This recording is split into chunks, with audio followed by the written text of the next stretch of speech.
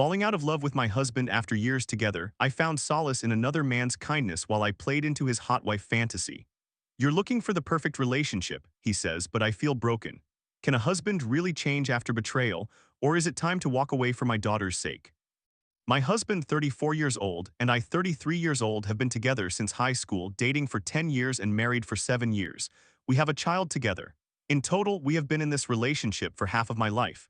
He is my first and only partner. I have never experienced being with any other man in my life.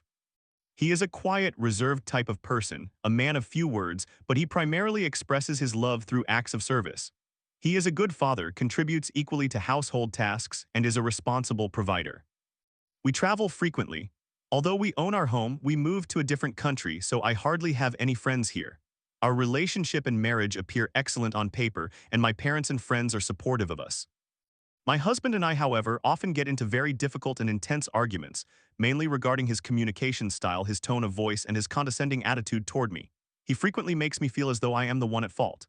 He can be quite stoic, while I am a sensitive, expressive, and romantic person. I rarely receive words of affirmation from him.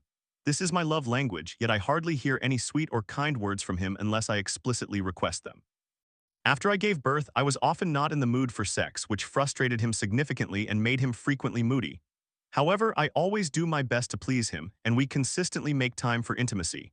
We never go for weeks without being intimate, and I still enjoy it with him. Throughout the years we have been married, I have always felt that something was missing and that I was not truly satisfied with the love we share. We kept having the same arguments repeatedly, and I feel that I am always the one who makes the effort to resolve issues. I have also quietly envied couples who smile and laugh together. He barely smiles in photos unless I ask him to, who seem genuinely happy in love even after many years together. I am generally a cheerful and optimistic person, making the most of what I have, but I am uncertain if I am truly happy in my marriage. A couple of years ago, he told me that he has a fantasy of having a hot wife. One day, he confessed that he had shared my nude photos and videos with 5 strangers online. He only admitted this after he discovered that one of my photos had been leaked on a very obscure website. He asked for it to be taken down and requested that I remove my online presence by making my social media profiles private. I do not remember whether he apologized, as he is not the type to do so. I did not get angry. I do not get angry easily, and I quickly forgave him for his actions. Looking back, I realize I went numb and did not know how to react. Also in the bedroom, he enjoys opening his laptop to watch me interact with random men on an adult video streaming platform.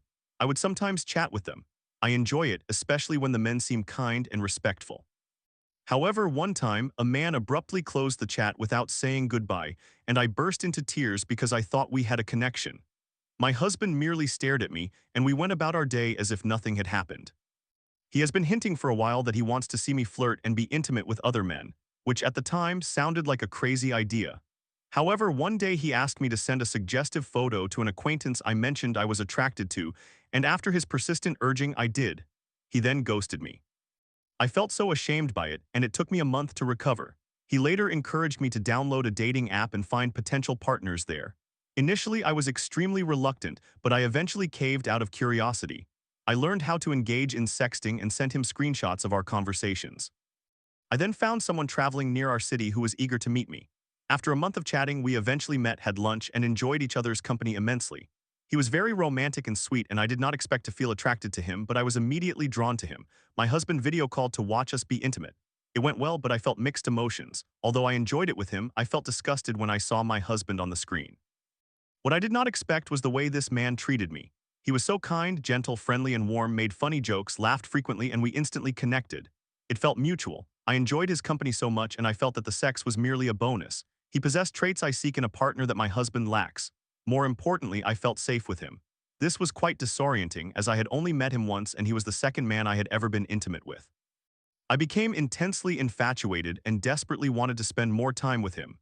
After our date, I secretly planned to meet him again on a solo trip that I had been planning for myself. My husband and I do not process or discuss these issues meaningfully. He is not the type to do that, although he continues to have sex with me regularly. This is his primary way of showing affection toward me. Recently, I reviewed my journal entries and found many sporadically written entries expressing my dissatisfaction with my marriage and questioning whether I married the right person. I have written entries contemplating breaking up with him even before we got married. Looking back, I realized he had been verbally abusive before our marriage. Around the same time, during my college years, I developed a hair-pulling disorder and social anxiety. We were intimate frequently while I was also exploring my Christian faith, which led to significant cognitive dissonance during that period. After the encounter, I began to hide my conversations with this man. My husband felt I was hiding something from him and became cold and distant. One day, he started sending me photos of other men he wanted me to meet because he wanted to be present for these encounters. He sent one man our blurred couple photo. I froze and did not know how to respond. I told him I no longer wanted this and thought it was disgusting, but he expressed his dissatisfaction with what happened because he was not there and I did not follow the rules. I only informed him I was meeting the man hours before our date. That was the breaking point. I felt scared and confused but also guilty for hiding my continued communication with this man. In desperation, I confided in my best friends for help and advice. I cried for weeks, experiencing complete emotional turmoil from how my husband treated me while simultaneously falling for someone else. He told me, "I am capable of not talking to you. If you go on your solo trip, we will not travel together anymore." A few weeks later, I told him I was leaving. I recorded a long voice message explaining my reasons. He did not take it well, experiencing panic attacks and requiring anxiety medication. A week later, I flew halfway across the world to meet this man again and spent a few days with him. Doing this felt like reclaiming my power. I also think I did it because I did not want to feel that he merely wanted to use me physically. I probably subconsciously did not want to accept that my own husband desired this, so I tried to cope in my own way.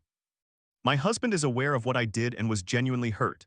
When I returned, he was extremely remorseful and appeared like a different person, more expressive, apologizing, crying frequently, reading books, and meditating. He has become more vocal about his feelings and vows to improve. He has deleted all his pornography. Yes, he has an addiction and is asking me for another chance to keep our family intact. My husband is frequently away for work. Therefore, I often find myself alone with my child in a foreign country and have come to understand what it is like to live as a single mother, which I have grown accustomed to. I also feel emotionally detached. I do not feel anything when he attempts to touch or hug me. He tells me I am being immature and that I am searching for the perfect relationship, insisting that every couple faces challenges and that this is the greatest challenge we will face together. I want to ensure I am making the right decision regarding leaving. My daughter needs me and we have a stable life with him. It breaks my heart to leave, but I currently feel traumatized and broken.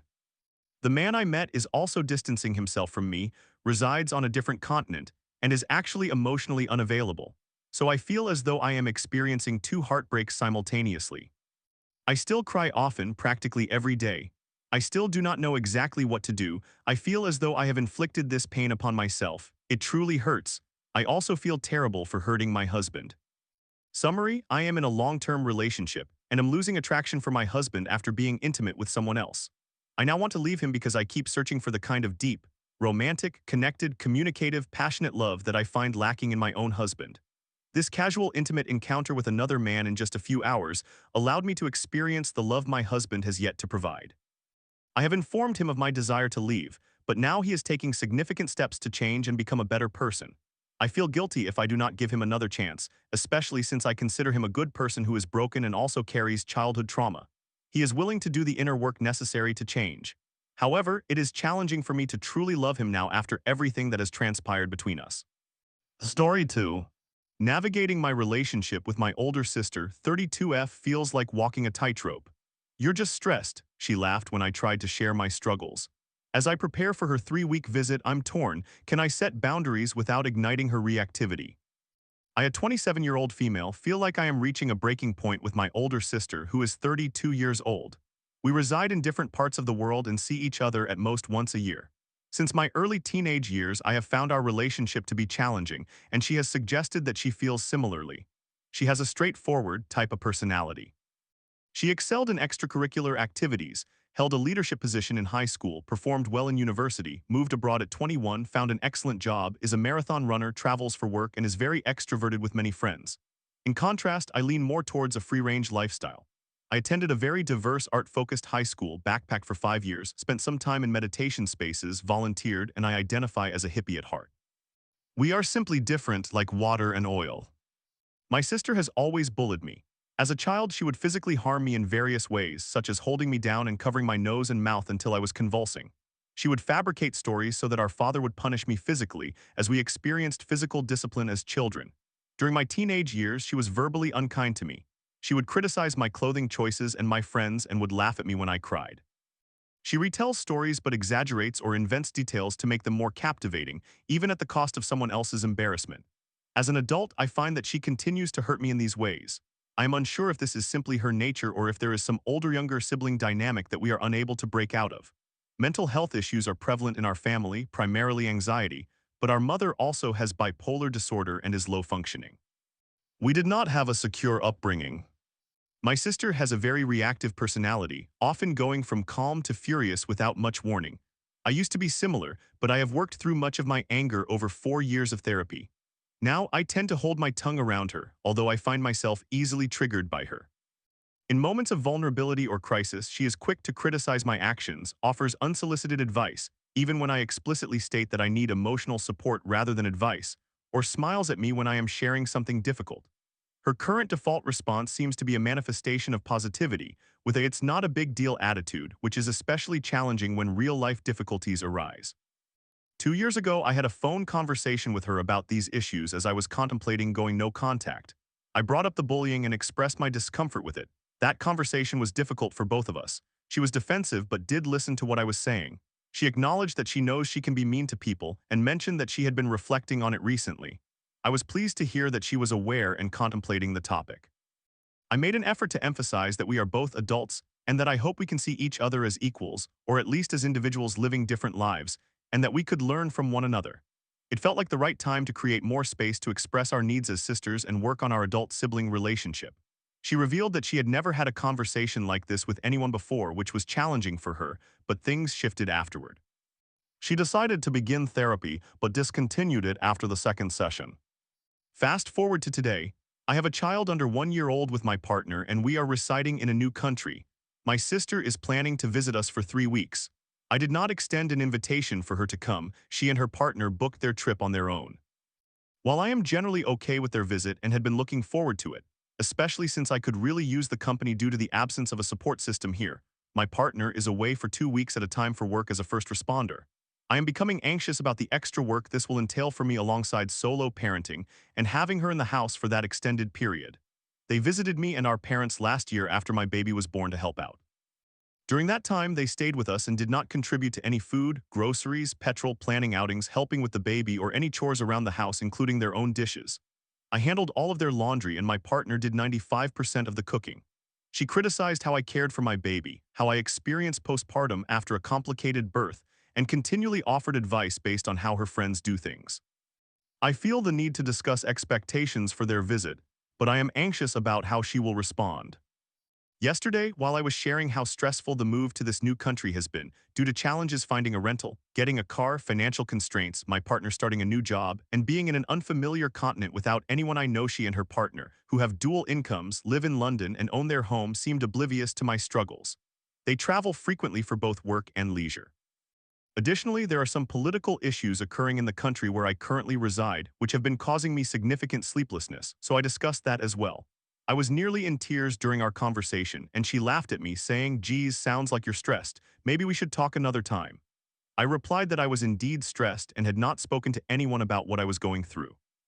I expressed that it was a lot for me and I wished to talk, but she responded, "We are just about to come out to see you. It sounds like you do not want us to visit." I apologized that she felt that way and clarified that I was merely feeling overwhelmed by my current situation and hoped for an empathetic ear, especially since she lives overseas and I expected some compassion.